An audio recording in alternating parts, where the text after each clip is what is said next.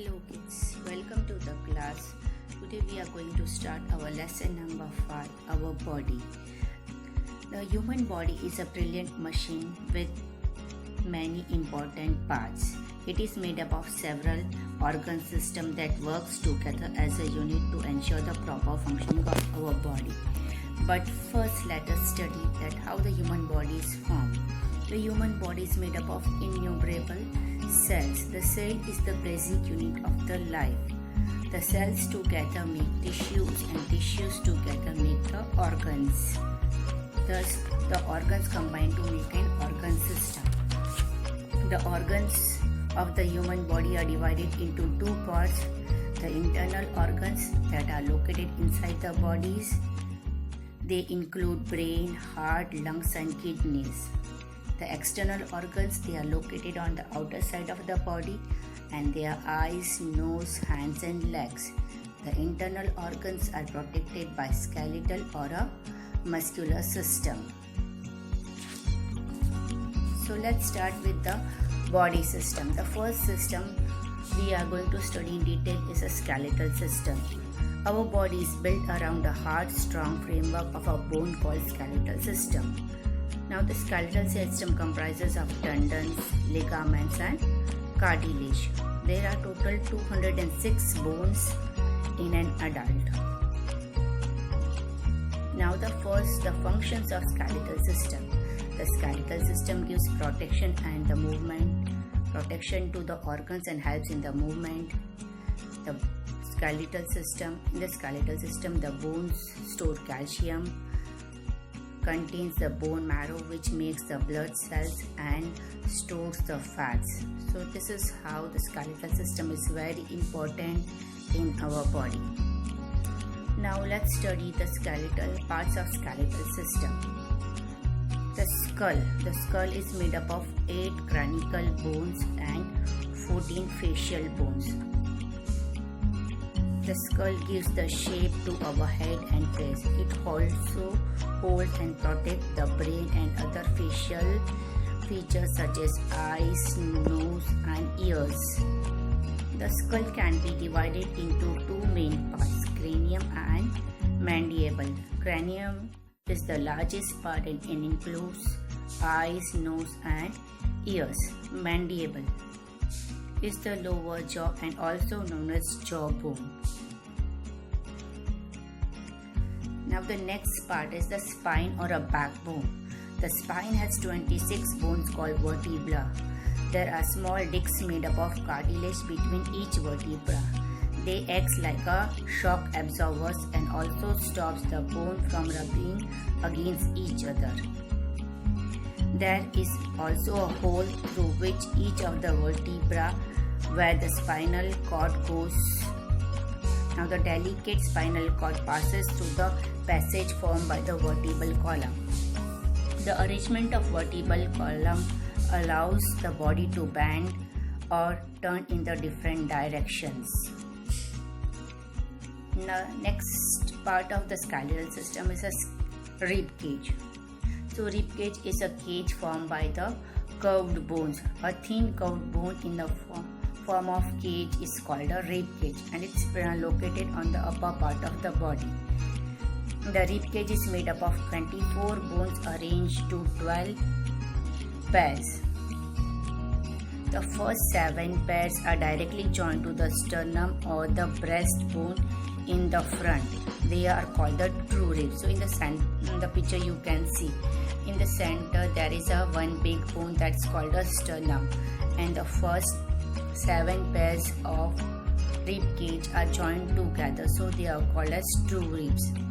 And the 3 pairs below them join each other and then join the sternum. So here you can observe the bones at the bottom, the 3 pairs at the bottom. First they directly do not join to the sternum. First they join with each other and then they combine to join the sternum. So they are also called as rib cage. And coming to the last 2 ribs are not joined to sternum. They are called the floating ribs. Now the ribs are very serve several important functions. They protect the heart and lungs from the injuries and the shocks that might damage them. The rib also protects the parts such as stomach and kidneys.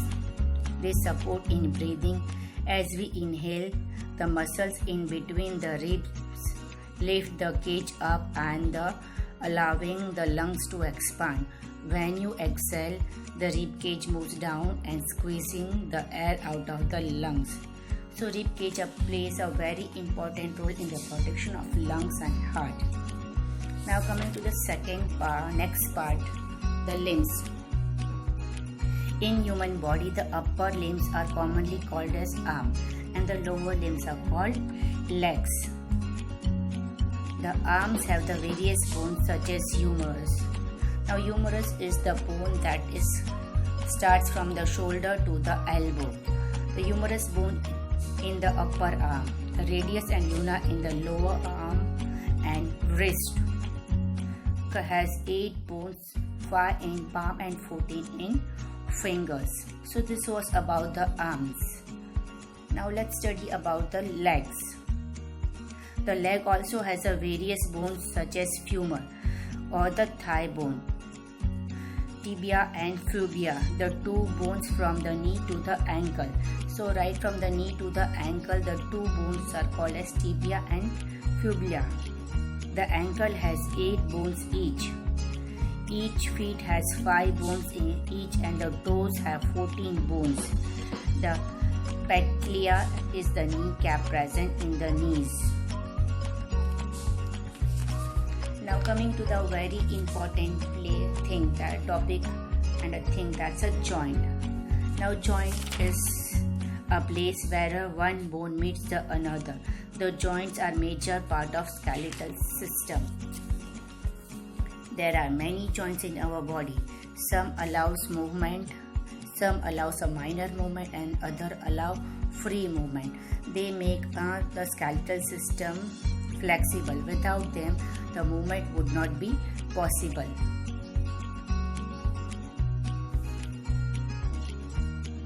There are 4 important kinds of movable joints. First, hinge joints, pivot joint, third, ball and socket joint, and the last, gliding joint. Now coming to the first kind of joint, the hinge joint. Hinge joint allows the movement in one direction. They are seen in elbow, knees, fingers and elbows. Now the second joint, that is a pivot joint. The pivot joint is a cylinder shaped bone rotates inside another bone that forms a ring around it. Now this joint allows the side to side movement. For example, the head moves side to side as it rests on the pivot joint at the top of the spine. Now coming to the next joint, that's a ball and socket joint. In these joint allows the greatest freedom of movement. The hips and shoulders have this type of joint in which the round end ball of a long bone fits into the hollow sockets of another bone.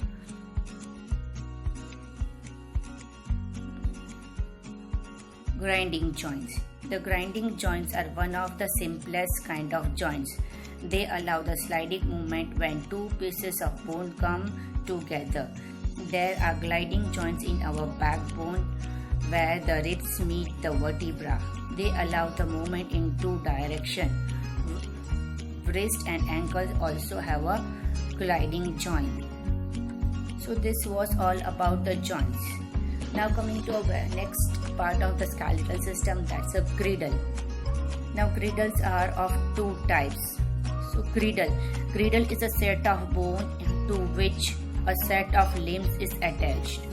Again they are divided into 2 parts, the shoulder girdle and the hip girdle. The shoulder girdle joins arm to shoulder and hip girdle joins leg to hip by the ball and socket joint. This allows the circular or a rotatory movement.